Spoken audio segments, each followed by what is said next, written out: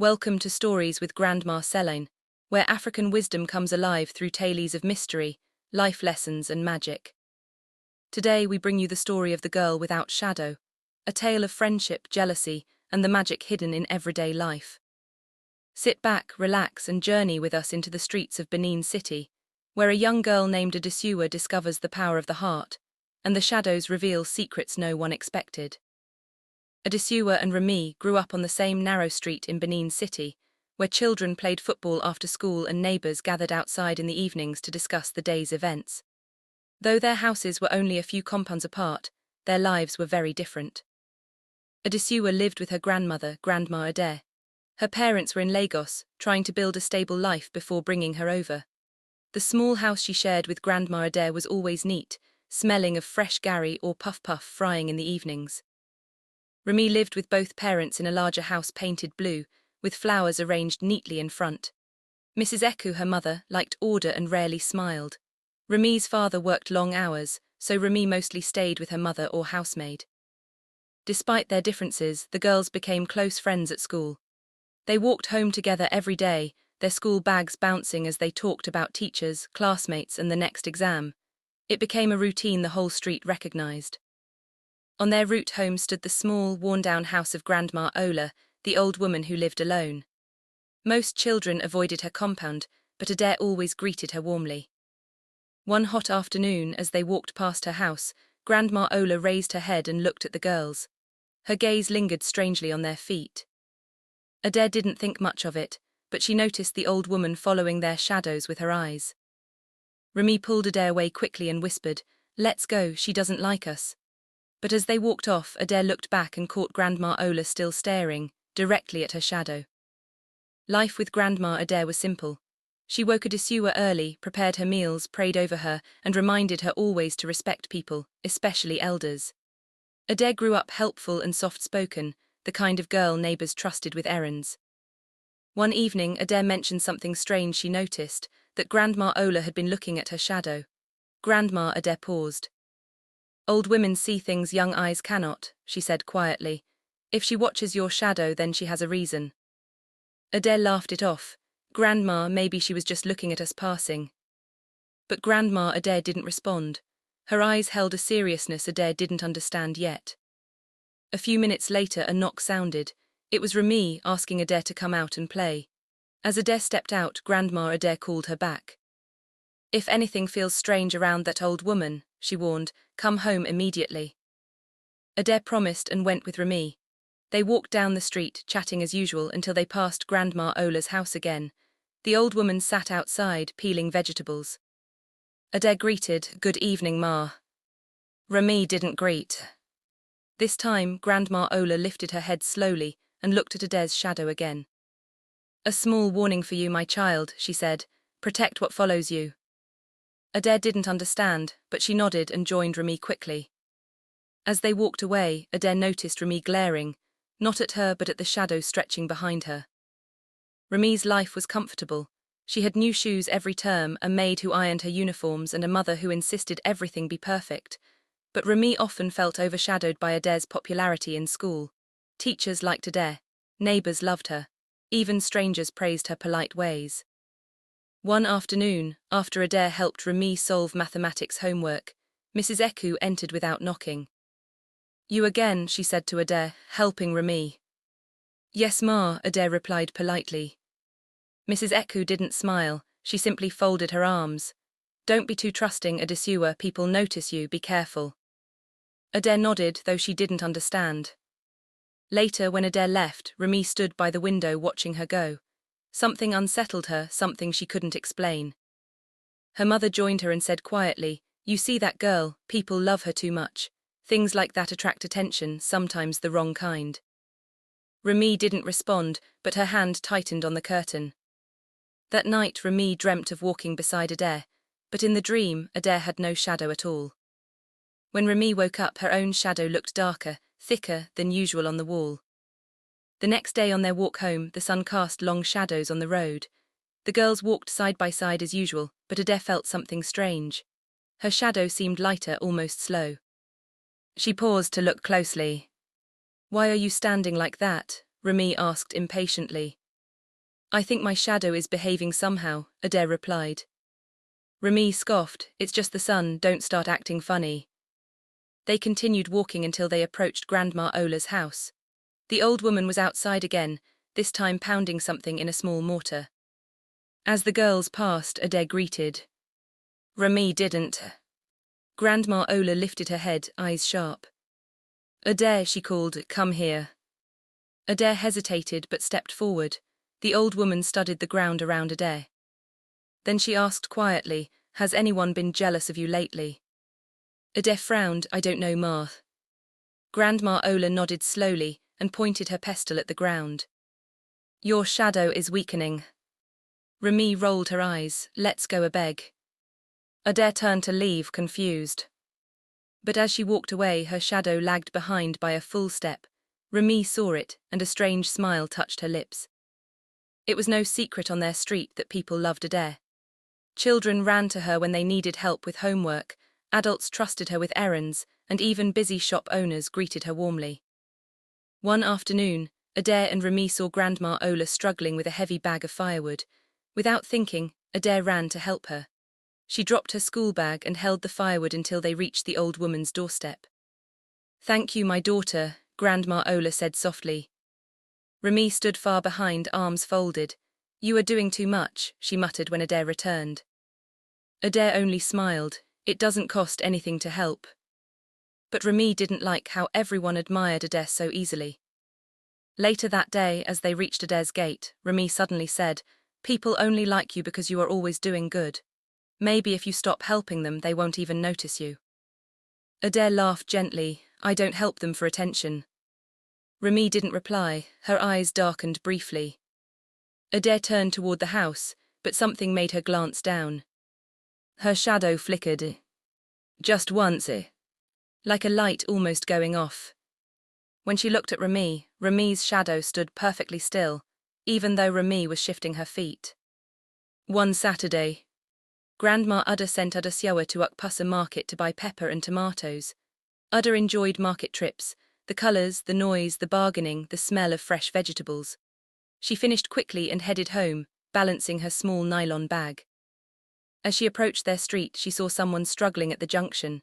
It was Grandma Ulla, trying to lift a basket filled with yam and potatoes. The load was clearly too heavy for her. Without thinking twice, Ada rushed forward. Let me help you, Ma. The old woman didn't protest. With a tired smile, she allowed Ada to lift the basket. It was heavier than it looked, but Ada managed. While they walked, Grandma Ulla said quietly, you have a good heart, a very rare one. Ada smiled shyly, it's nothing, Ma. But as they walked closer to her house, a sudden gust of wind blew across the street. Ada saw her shadow jump on the ground, like it skipped. She frowned but kept walking. When they reached the old woman's door, Grandma Ulla touched her shoulder gently. Thank you, my child, but I fear you're helping someone who does not wish you well. Ada looked confused, who, Ma? The old woman sighed but said nothing more. Ada left, wondering what she meant. As she turned the corner, Ada's shadow didn't follow immediately. It paused at Grandma Ulla's doorway before slowly sliding after her. The next day at school, Ada told Remi how she helped Grandma Ulla with her heavy basket. Remi's reaction was instant. You went to help that woman again, she snapped. Ah, Ada, you like suffering. Ada laughed, it wasn't suffering, she needed help. She always needs help, Remi argued. And you always run to her, what if she's pretending, you don't know what she does in that house? Ada shook her head, she's harmless, she lives alone. That's exactly why I don't trust her, Remi muttered. Throughout the day, Remi remained moody.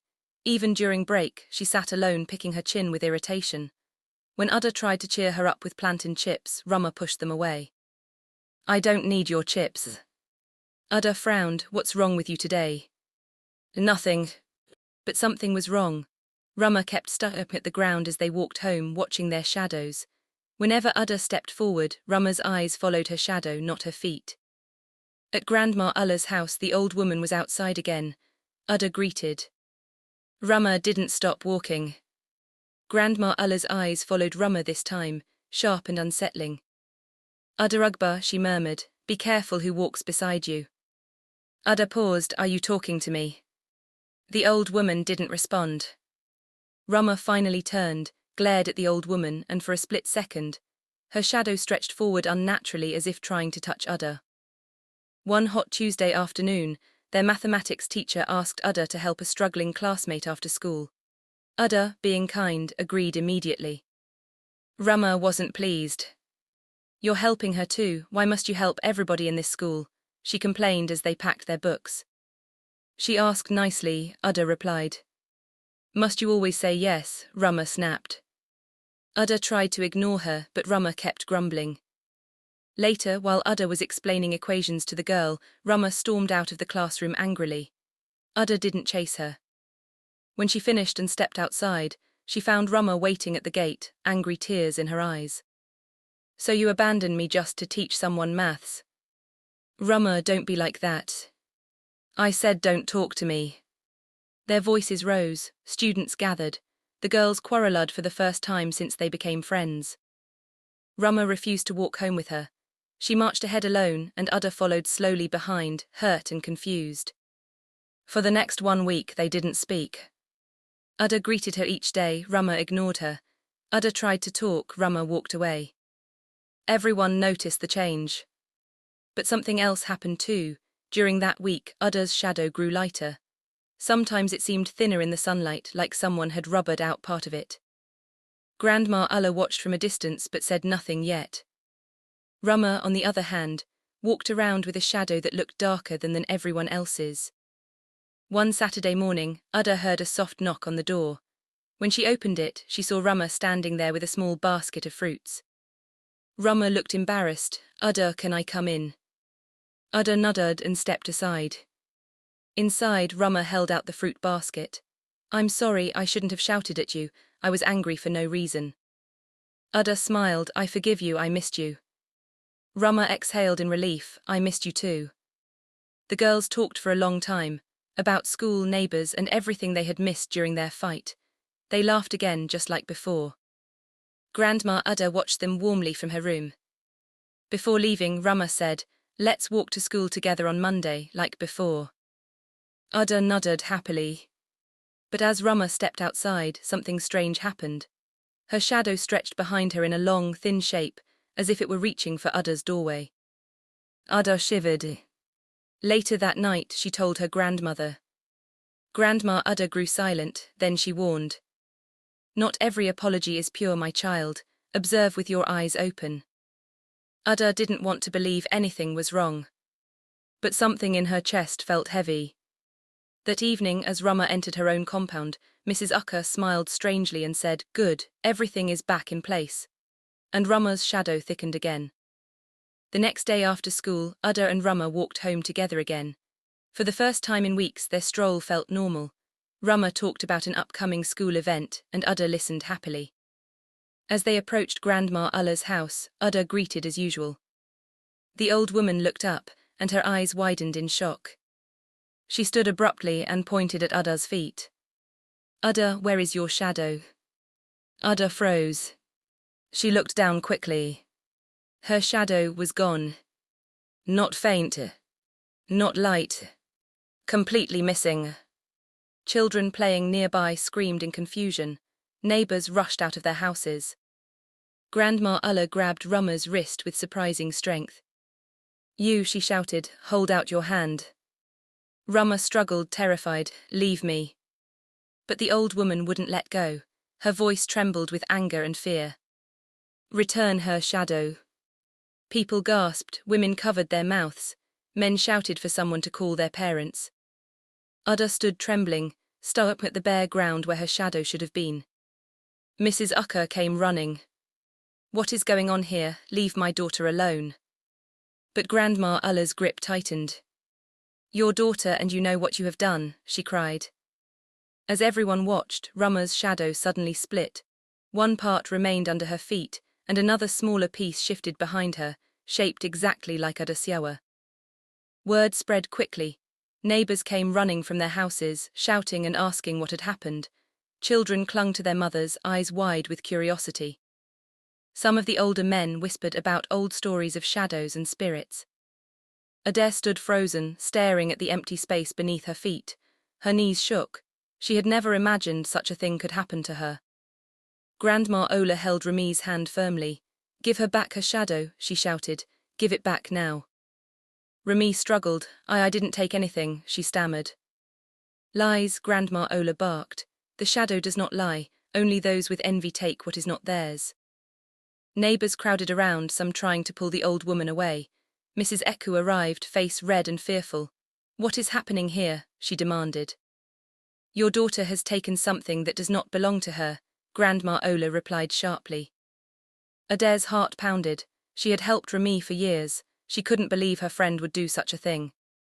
Remi's face crumpled, and for the first time she began to tremble.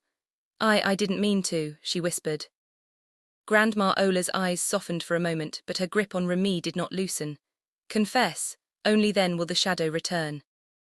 Ade watched silently, hoping that somehow the truth would set things right. As Remi's lips quivered, a faint flicker appeared beneath Ade's feet, a tiny shadow trying to escape the darkness that had held it. Tears streamed down Remi's cheeks. She could no longer hold back the secret she had buried for so long. I was jealous," she admitted. "Everyone loved you, Ade, your neighbors, the teachers, even Grandma Ola. I hated that they praised you more than me." Gasps rose from the crowd. Ade's eyes filled with hurt.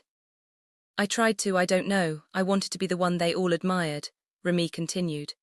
"And when I touched the old woman's hand that day, I didn't mean to take your shadow, but somehow, it left you and followed me." Ade shook her head, unable to speak. Grandma Ola's voice rose above the murmurs of the crowd. "Envy is a dangerous thing. It steals what is not meant to be taken, but those who confess may yet restore balance." Mrs. Eku looked on ashamed. "Remi, why?" she asked softly. Remi buried her face in her hands. "I didn't know it would go this far, I just wanted to be noticed." Ade's heart softened, she stepped forward. "It's all right, Remi, you are my friend, let it end here." Grandma Ola nodded slowly, her hand still holding Remi's. As she did, a small black wisp of shadow began to rise from Remi's feet, moving slowly toward Ade. The crowd watched silently. The shadow wisp hovered between Remi and Ade, twisting like smoke in the wind. Grandma Ola whispered an incantation under her breath, and the wisp paused. It seemed to recognize Ade, then began to flow toward her feet. Ade gasped as the shadow reattached itself to her. Slowly, completely, her shadow returned, solid and whole. Remi fell to her knees, tears soaking the ground. I'm sorry, Ade, truly." Ade helped her up. "I forgive you, but you must promise never let jealousy control you again." Remi nodded vigorously. "I promise." Grandma Ola finally released her hand. "Shadows are mirrors of the heart," she said. "A pure heart keeps its shadow safe, but envy steals even the light inside us." The neighbors murmured in agreement. Some went back to their homes, still whispering about the strange event. Ade smiled gently at Remi. "Let's go home, it's over." As they walked, Remi glanced down. For a split second, her shadow lingered just a little behind her feet, hesitant, as if unsure it wanted to stay. That evening, Ade sat with Grandma Ade outside their house. The sun was setting, painting the street in warm gold. "Did you see, Grandma?" Ade asked. "Remi took my shadow, but she returned it." Grandma Ade nodded. "Yes, my child, you see, even friends can be tempted by jealousy, but confession and courage can restore what was lost." Ade thought of Remi. She really didn't want to hurt me, she just wanted to be loved like I am. Grandma Ade smiled. "Love cannot be taken by force, it grows when hearts are honest." That night, Ade and Remi met under the streetlight to talk. Remi apologized again. Ade laughed softly. "You owe me a lot of helping with homework now." Remi grinned. "I owe you more than that." For the first time in days, they felt truly at peace. In the shadows of the streetlight, Grandma Ola watched quietly from her gate, smiling faintly. She knew the lesson had been learned, but some mysteries of shadows would remain. The next morning, Ade and Remi walked to school together, their steps light. Children waved, neighbors smiled, and the usual sounds of Benin City surrounded them. Ade noticed her shadow moving perfectly beside her again.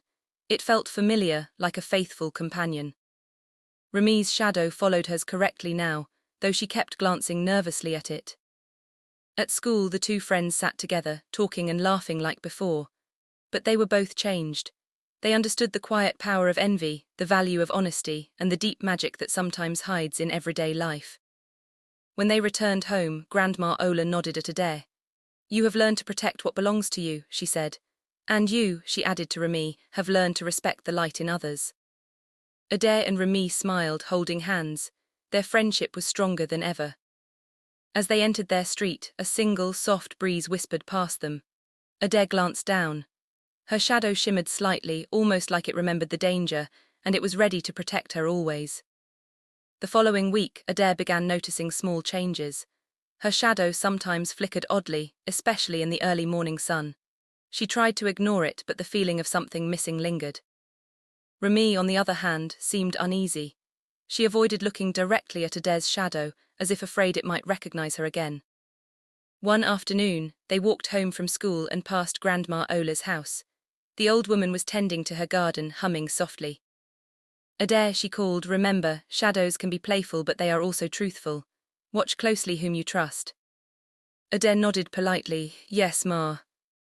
As they continued, Ade felt her shadow lag behind her, slowing as if hesitant. She glanced at Remi. The girl smiled nervously, but Ade could see her eyes flicker toward the dark line of her own shadow. When they reached the street corner, a gust of wind lifted leaves into the air, and for a brief moment, Ade's shadow seemed to move independently, pointing at Remi's feet. One Saturday, Ade went to the market again, as was her custom. As she passed by the old stalls, she noticed Remi lingering near a fruit seller, whispering to someone she couldn't see. Ade frowned. Could Remi be plotting something, or was it just her imagination? When Ade returned home, Grandma Ade noticed her worried expression. "You look troubled, my child," she said. "I saw Remi talking to someone at the market," Ade admitted. Grandma Ade smiled knowingly. "Sometimes shadows speak in ways words cannot. Be patient. Watch but do not act in haste." That evening, Ade tried to study, but her mind kept wandering to the market scene. Her shadow moved normally, yet she couldn't shake the sense that it was watching carefully, almost like it was guarding her. As Ade fell asleep that night, she dreamed that her shadow stretched toward Remi, almost like it wanted to warn her of something. Remi's behavior grew strange. She often looked at her own shadow with worry and avoided standing in sunlight too long. Her mother, Mrs. Eku, noticed. "Remi, why do you look at your shadow like that?" she asked one evening. I don't know, Mama," Remi replied nervously. "You must be careful," Mrs. Eku said. "Some things you cannot see are stronger than you think. Remember the old woman's words." Remi shivered. She wanted to explain about the shadow incident with Ade, but she was afraid of the consequences. The next morning, she met Ade on the street, and they walked together quietly. Ade noticed Remi seemed distracted, almost glancing behind her constantly. When they reached Grandma Ola's house, the old woman looked directly at Remi and muttered something under her breath. Remi froze, her shadow stiffened, as if it had heard her name. The day after, Ade and Remi were walking back from school when Ade finally spoke. "Remi, are you still afraid of shadows?" she asked softly. Remi shook her head quickly. "No, it's nothing." Ade didn't push further, but she noticed Remi's hands trembling. That night, Ade helped Grandma Ade cook dinner. The old woman paused and looked at her seriously. "You have done well, Ade, in keeping your heart good. But be aware, shadows are connected to feelings. Even small doubts or jealousy can cause trouble if not handled." Ade nodded, thinking about Remi and the market. Could her friend still be envious, or was it only fear now? As they went to sleep, a faint silhouette appeared on Ade's wall, separate from her shadow, like the shadow remembered the past and was waiting for the right moment. The following week, something unusual happened at school. Ade noticed that in the sunlight her shadow seemed slightly distorted, flickering as though it were trying to show her something. During break, she walked with Remi toward the mango tree.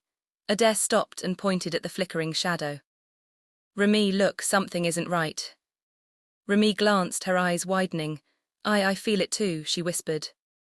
Ade frowned. "What do you mean?" Remi shook her head. "It's like my shadow is restless again." The girls exchanged worried looks. They didn't fully understand it yet, but they knew shadows reflected more than just shapes. They reflected hearts, feelings, and sometimes mistakes. After school, Grandma Ola appeared suddenly at the street corner. She held out her hands and called out in a firm voice. Ade, Remi, be ready. Shadows remember and some do not forgive easily. The girls froze. They looked down at their shadows, now moving almost independently in the late afternoon sun. That evening, as the girls went home, both shadows flickered violently. It was as if they were preparing for something big, something that neither Ade nor Remi could yet understand. The days after Grandma Ola's warning felt different. Ade's shadow now seemed alert, moving slightly before she did, as though it were watching the world for her. She had never noticed such behavior before. Remi walked beside her quietly, her own shadow twitching in strange angles, never fully resting. She avoided speaking too much, as if afraid her words might disturb something unseen. At school, teachers noticed the change too. Ade was still kind and helpful, but sometimes she froze mid-step, her eyes darting to her feet. "Are you okay, Ade?" asked one classmate. "Yes, I'm fine," she replied, though her heart beat faster than usual. That night, Ade told Grandma Ade what happened. The older woman nodded. "Your shadow is sensitive. Shadows carry more than our shape, they carry our feelings, you must be cautious." As Ade slept, she dreamed of a dark figure stretching behind Remi, whispering words she could not understand, as if warning her of something approaching. One afternoon, Ade and Remi were walking home when they noticed unusual footprints on the street, footprints that didn't match either of their shoes. "Whose could these be?" Remi whispered.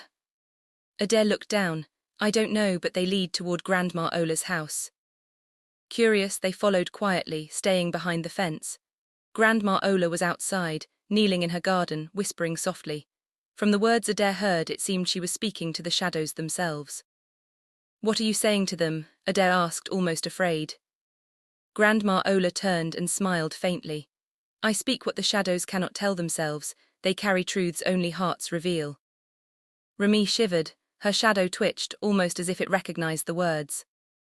As they left, a small fragment of Ade's shadow seemed to linger near Grandma Ola's gate, shimmering in the fading light.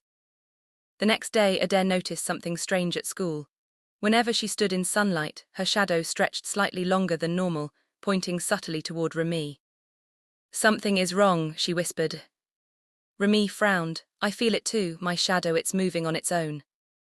That night, Grandma Ade spoke gently to her. "The past has not yet let go. Shadows remember what hearts try to hide. Watch Remi and watch yourself."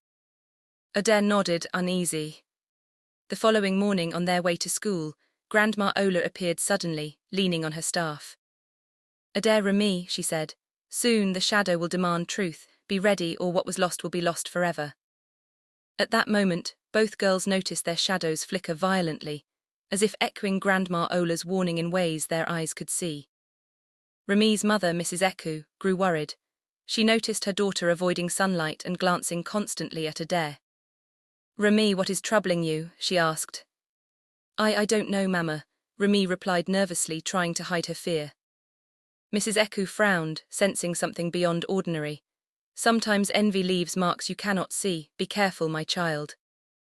At school, Ade noticed that some classmates were whispering about shadows again, pointing occasionally at her and Remi.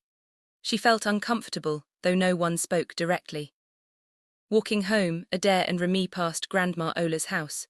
The old woman was outside, holding her staff with a steady gaze. "You have both learned lessons," she said, "but the shadows will not be satisfied until truth is spoken fully." As they continued, Ade's shadow wavered strangely. For a second, it seemed to look at Remi with disappointment before settling properly under her feet. The day arrived quietly without warning. Ade walked home after school, carrying her bag and humming softly. Remi was beside her, unusually silent. When they reached Grandma Ola's gate, the old woman stood waiting. "Today the shadows will be returned," she said, "but only if hearts are open and truth is spoken without fear." Ade swallowed. "What do you mean, Ma?" Grandma Ola motioned for them to sit on the bench outside her gate. She held out her hands, steady and firm. "Remi," she said, "your heart must be honest. Speak what you feel without shame or excuse." Remi hesitated, her eyes met Ade's. "Ade, I was jealous. I wanted to be loved the way you are. I didn't know how to tell you or myself. I'm sorry." Ade reached for her hand. "I forgive you, Remi, always." Grandma Ola smiled faintly and held Ade's hand. "Now we return what belongs to you."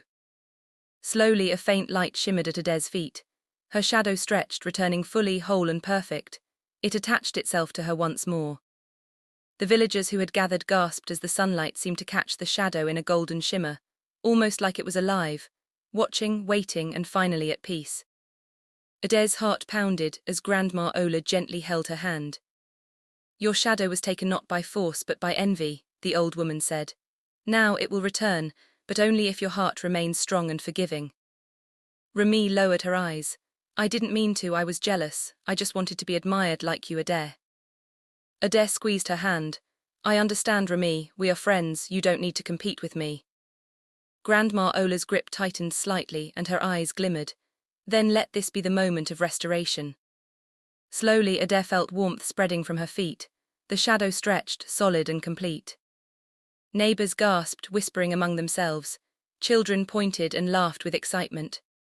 Remi's shadow also shifted slightly, as if acknowledging Ade's shadow had returned, but it remained tethered to her feet, uneasy. Mrs. Eku stepped forward, her eyes filled with tears. "Grandma Ola, I didn't know this could happen. Remi, I see now how jealousy can grow if left unchecked." Remi looked at her mother, ashamed.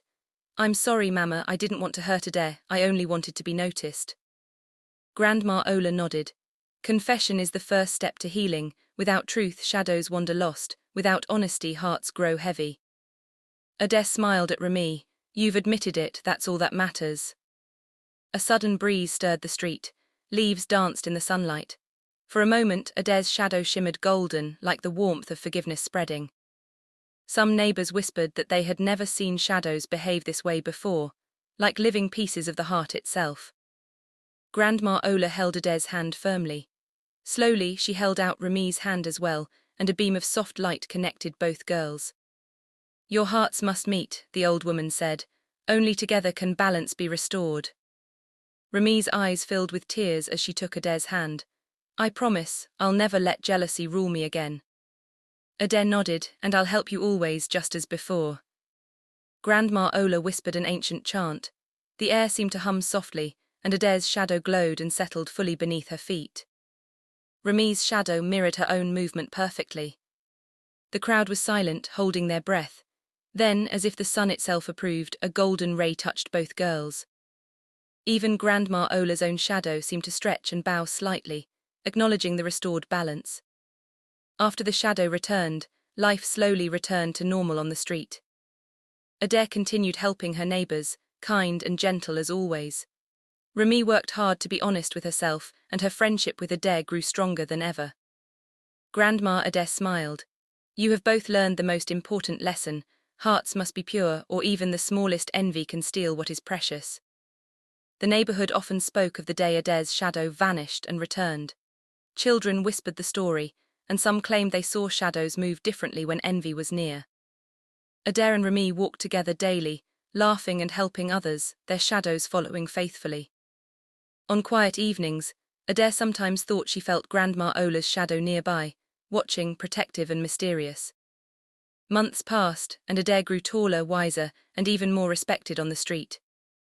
One afternoon, Ade and Remi visited Grandma Ola to thank her. The old woman smiled. "Shadows follow the heart," she said softly. "Never let envy touch yours again, and remember, true friendship shines brighter than any shadow." Ade held her hand. "We will remember, Ma." Remi added, "And we will never forget what happened." Grandma Ola nodded and disappeared slowly into her house. As they walked home, the girls noticed their shadows dancing in the sunlight, moving exactly as they did, alive, whole, and inseparable. Ade whispered, "It's good to have our shadows back." Remi smiled, "And good to have our friendship back too." The street returned to its quiet rhythm, but the story of the girl without a shadow would be told for years to come. A tale of kindness, jealousy, truth, and the magic hidden in everyday life. Even years later, some said that if you looked closely at Ade and Remi's shadows in the afternoon sun, you could see a faint golden glow, the mark of forgiveness and hearts made pure.